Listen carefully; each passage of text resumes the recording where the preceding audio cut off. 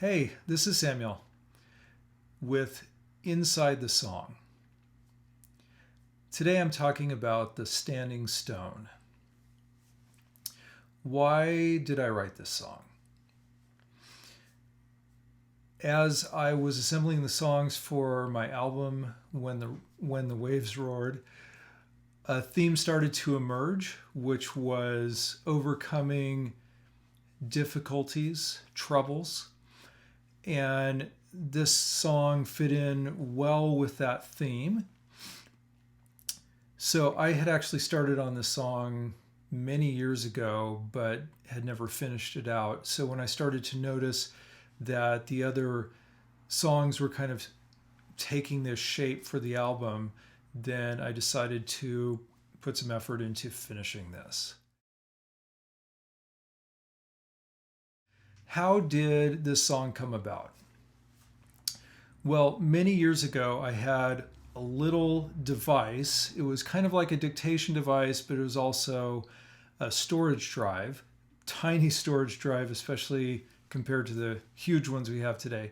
But it had a little microphone on it, and you could record voice memos.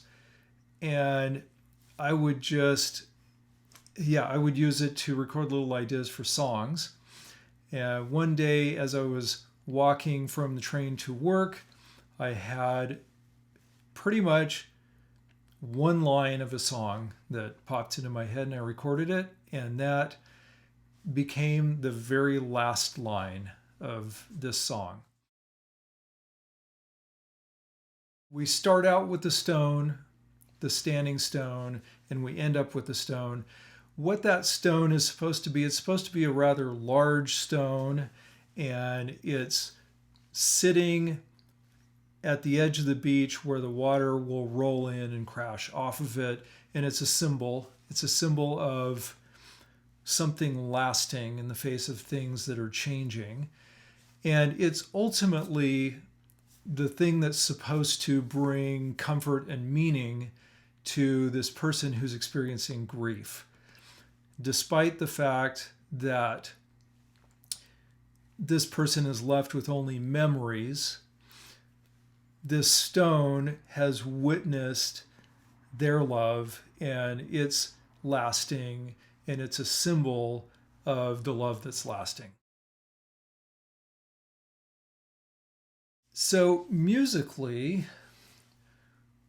what is unique about this song? Well, this one, as compared to the other songs on When the Waves Roared, is rather unique because it doesn't have a guitar part. Everything else has guitars, and almost every song is pretty much focused around the acoustic guitar, but not this one. This one is built entirely of keyboard parts and the vocal. And that was a pretty conscious choice.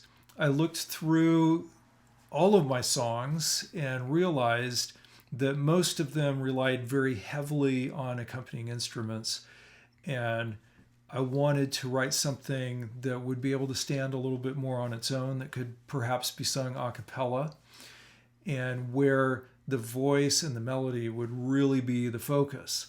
Also, this one I wrote with other singers in mind, much better singers than me.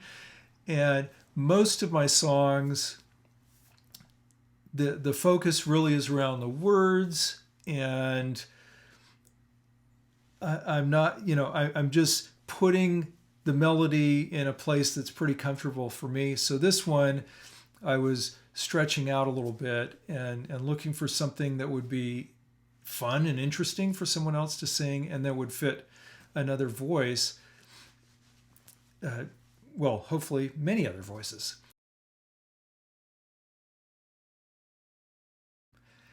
So what were some challenges that I faced?